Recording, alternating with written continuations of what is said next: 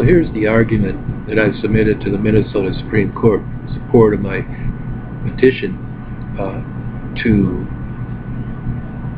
challenge the election of Betty McCollum and also the conduct of the DFL in this election, including Mark Ritchie, who directly intervened in my election adversely to me.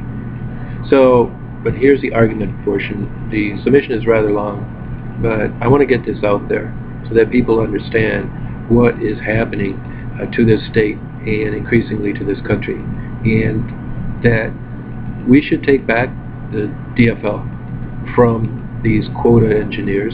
We should take back the country. Basically, we have more and more social engineering, and this quota is typical of that, as well as the suppression of free speech and rights of free association guaranteed by the First Amendment by the Secretary of State, Mark Ritchie.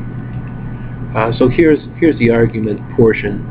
I start out, this is going to a court. It's going to this Minnesota Supreme Court. So this is actual argument that I was ordered and permitted by the Chief Justice of the Minnesota Supreme Court, Lori Gildan, to submit in support of my petition to correct and remedy the conduct of public officials who have directly election-related duties which they have refused and failed to carry out. And this is not only for this election, but for anyone who runs for public office in Minnesota. These rights have to be protected. So I'm going to read now from the argument itself, just the argument section. I am not an attorney, but I understand what laches means generally. In footnote 19, it is a form of equitable relief, asserted as defense against one bringing an equitable claim, that the claim for relief sought is inequitable in view of a lack of diligence in asserting a known equitable right to the injury and detriment of the defendant. Out of footnote. And I understand what statutes of limitations are. And footnote 20, they are limits in time for prosecuting an action under law, under statute, inserted in the statute by the legislature to limit the positive right the statute creates. In Minnesota Statutes 204B.44, the limiting provisions are that the wrong has to have occurred or be about to occur. In this case, it is alleged that the wrongs have occurred during the 2012 election and are about to occur in the 2014 elections. In Minnesota Statutes 209.21, the limiting provisions are that the wrongs occurred in the election certified by the State Canvassing Board, and that the notice of contest is filed after that election which is challenged.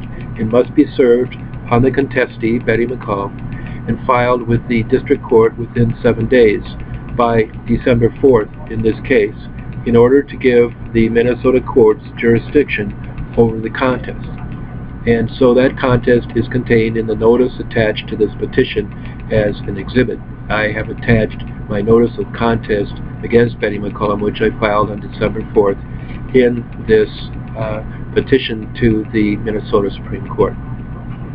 The further statute of limitations is that the contest trial must begin as soon as practicable within 20 days of the filing, or December 24th.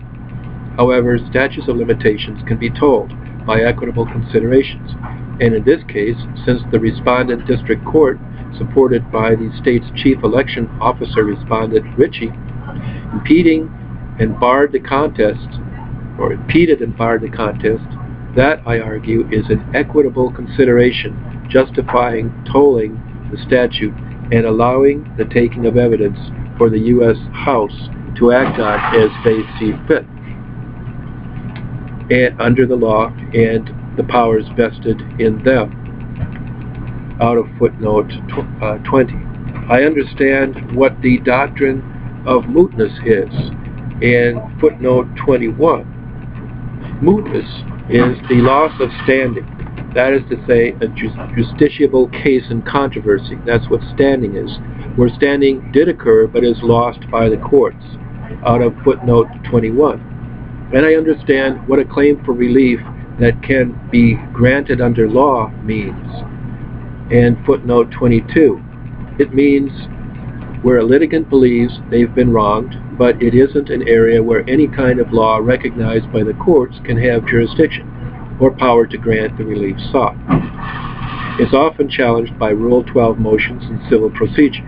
There are many ways a condition where the inability of the court to grant relief might occur, including questions of jurisdiction, res judicata, collateral estoppel, and others, out of footnote 22. My manifest understanding shows that I have been diligent in pursuing my claims in these contests, and that I have conformed to the statute of limitations in bringing this action under law.